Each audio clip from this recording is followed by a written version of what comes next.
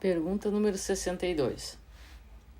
O não matarás alcança o caçador que mata por divertimento e o carrasco que extermina por obrigação?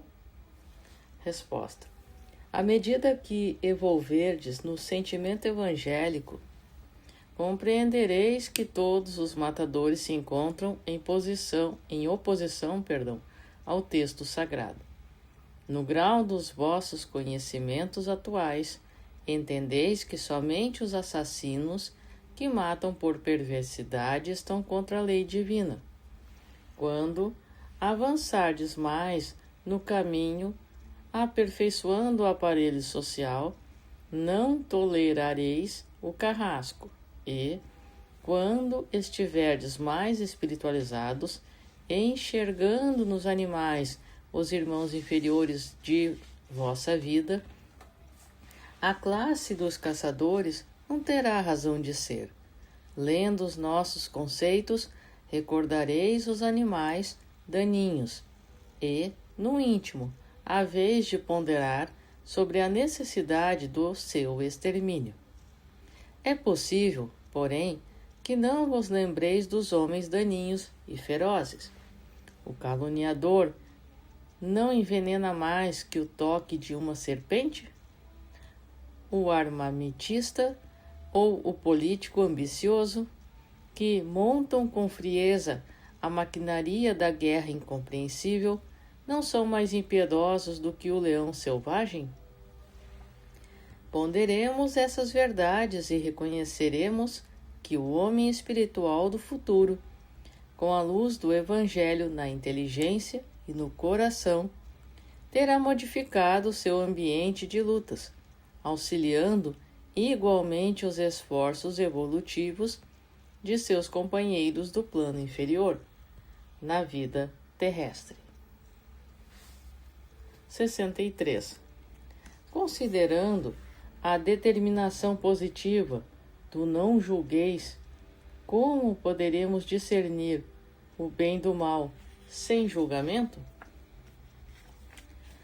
Resposta. Entre julgar e discernir há sempre grande distância.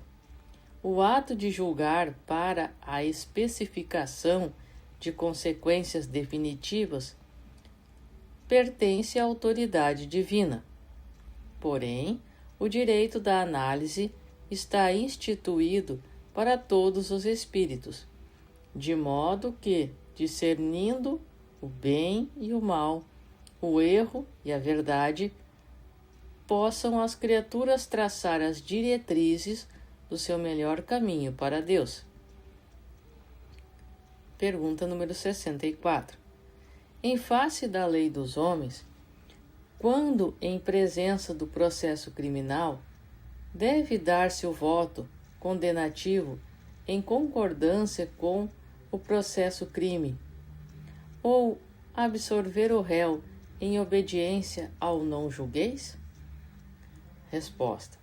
Na esfera de nossas experiências, consideramos que, à frente dos processos humanos, ainda quando as suas peças sejam condenatórias, deve-se recordar a figura do Cristo junto da pecadora apedrejada, pois que Jesus estava também perante o júri. Abre aspas. Quem estiver sem pecado, atire a primeira pedra. Fecha aspas.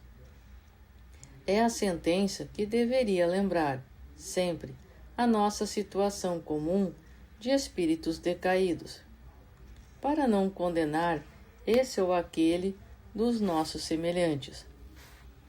Abre aspas. Vai e não peques mais. Fecha aspas. Deve ser a nossa norma de conduta dentro do próprio coração, afastando-se a erva do mal que nele viceje. Nos processos públicos, a autoridade judiciária, como peça integrante da máquina do Estado, no desempenho de suas funções especializadas, deve saber onde se encontra o recurso conveniente para o corretivo ou para a reeducação do organismo social, mobilizando nesse mister os valores de sua experiência e de suas responsabilidades. Individualmente, porém, busquemos aprender que se podemos, entre aspas, julgar alguma coisa, julguemo-nos sempre em primeiro lugar, como o irmão mais próximo daquele a quem se atribui um crime ou uma falta, a fim de estarmos acordes com aquele que é a luz dos nossos corações. Nas horas comuns da existência, procuremos a luz evangélica, para analisar o erro e a verdade, discernir o bem e o mal. Todavia, no instante dos julgamentos definitivos, entreguemos os processos a Deus, que, antes de nós, saberá sempre o melhor caminho da regeneração dos seus filhos transviados. Pergunta número 65. O homem que guarda responsabilidades nos cargos públicos da terra responde, no plano espiritual, pelas ordens que cumpre e faz cumprir? Resposta. A responsabilidade de um cargo público, pelas suas características morais, é sempre mais importante que a concedida por Deus sobre um patrimônio material. Daí a verdade que, na vida espiritual, o depositário do bem público responderá sempre pelas ordens expedidas pela sua autoridade nas esferas da terra. Pergunta número 66. O preceito evangélico, abre aspas, assim, pois, aquele que dentre vós não renunciar a tudo o que tem, não pode ser meu discípulo, fecha aspas. Deve ser interpretado no sentido absoluto? Resposta. Ainda esse ensino do mestre deve ser considerado no seu divino simbolismo. A fortuna e a autoridade humanas são também caminhos de experiências e provas, e o homem que as atirasse fora de si, arbitrariamente procederia com a noção da irresponsabilidade, desprezando o ensejo do progresso que a providência divina lhe colocou nas mãos. Todos os homens são usufrutuários dos bens divinos, e os convocados ao trabalho de administração desses bens devem encarar a sua responsabilidade como problema dos mais sérios da vida.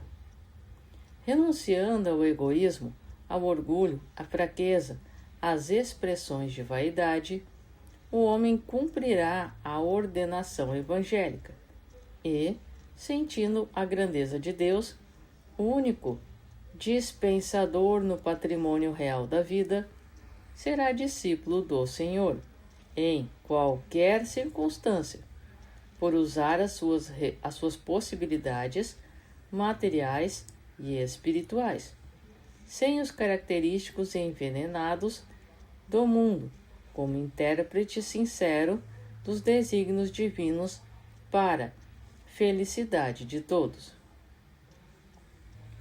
Pergunta número 67. Como interpretar o movimento feminista na atualidade da civilização? Resposta. O homem e a mulher no instituto conjugal são como o cérebro e o coração do organismo doméstico. Ambos são portadores de uma responsabilidade igual no sagrado colégio da vida. E se a alma feminina sempre apresentou um coeficiente mais avançado de espiritualidade da vida, é que, desde cedo, o espírito masculino intoxicou as fontes da sua liberdade, por meio de todos os abusos, prejudicando a sua posição moral no decurso das existências numerosas, em múltiplas experiências seculares. A ideologia feminina dos tempos modernos, porém, com as suas diversas bandeiras políticas e sociais, pode ser um veneno para a mulher desavisada dos grandes deveres espirituais na face da terra. Se existe um feminismo legítimo, esse deve ser o da reeducação da mulher para o lar, nunca para uma ação contrapudecente fora dele. É que os problemas femininos não poderão ser solucionados pelos códigos do homem, mas somente à luz generosa e divina do Evangelho. Pergunta número 68. Como conceituar o estado de espírito do homem moderno que tanto se preocupa com o, abre aspas, estar bem na vida, fecha aspas, abre aspas, ganhar bem, fecha aspas, e, abre aspas, trabalhar para enriquecer, fecha aspas? Resposta. Esse propósito do homem viciado dos tempos atuais constitui forte expressão de ignorância dos valores espirituais da Terra, onde se verifica a inversão de quase todas as conquistas morais. Foi esse excesso de inquietação no mais desenfreado egoísmo que provocou a crise moral do mundo, em cujos espetáculos sinistros podemos reconhecer que o homem físico da radiotelefonia e do transatlântico necessita de mais verdade que dinheiro, de mais luz que de pão. Ciências abstratas.